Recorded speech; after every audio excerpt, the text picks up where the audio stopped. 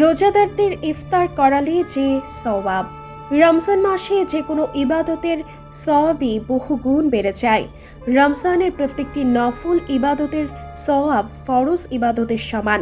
প্রতিটি ফরজ ইবাদতের সওয়াব হয় ৭০টি ফরজ ইবাদতের সমান। আল্লাহর রাসূল সাল্লাল্লাহু আলাইহি ওয়াসাল্লাম বলেছেন, পবিত্র রমজানের একটি রাত বরকত ও ফজিলতের দিক থেকে হাজার মাস থেকে উত্তম। যে ব্যক্তি রমজানের রাতে ফরজ ইবাদত ছাড়া সুন্নত বা নফল ইবাদত করবে, তাকে এর বিনিময়ে অন্যান্য সময়ের ফরজ ইবাদতের সমান সওয়াব প্রদান করা হবে। আর যে ব্যক্তি এ মাসে কোনো ফরজ আদায় করবে, সে অন্যান্য সময়ের ৭০টি ফরজ ইবাদতের সমান পুণ্য লাভ করবে। রমজানের একটি বিশেষ আমল রোজাদারদের ইফতার করানো। ধনী দরিদ্র নির্বিশেষে যে কোনো রোজাদারকে ইফতার করানো অত্যন্ত সওয়াবের কাজ। বহু হাদিসে রোজাদারদের ইফতার করানোর ফজিলত বর্ণিত হয়েছে।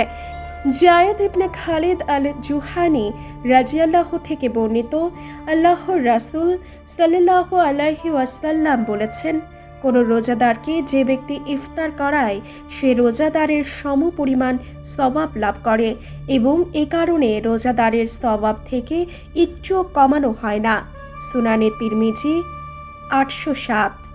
এই হাদিসে বর্ণিত ফজিলত দরিদ্র রোজাদারদের ইফতার করানোর ক্ষেত্রে যেমন প্রযোজ্য, সম্পদশালী রোজাদারদের ইফতার করানোর ক্ষেত্রেও প্রযোজ্য।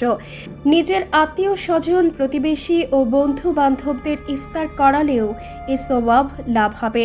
আর কেউ যদি কোনো অভাবী রোজাদার ব্যক্তিকে খাওয়ায়, তাহলে সে ইফতার করানোর পাশাপাশি অভাবগ্রস্তকে খাবার খাওয়ানো ও সাহায্য করার সওয়াবও লাভ করবে।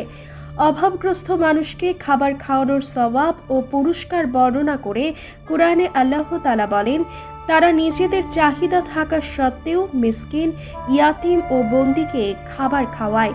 তারা বলে, আমরা তো আল্লাহর সন্তুষ্টির উদ্দেশ্যে তোমাদেরকে খাবার খাওয়াই।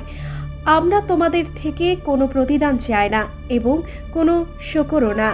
আমরা আমাদের রবের পক্ষ থেকে এক ভীতিপ্রদ ভয়ানক দিবসের ভয় করি।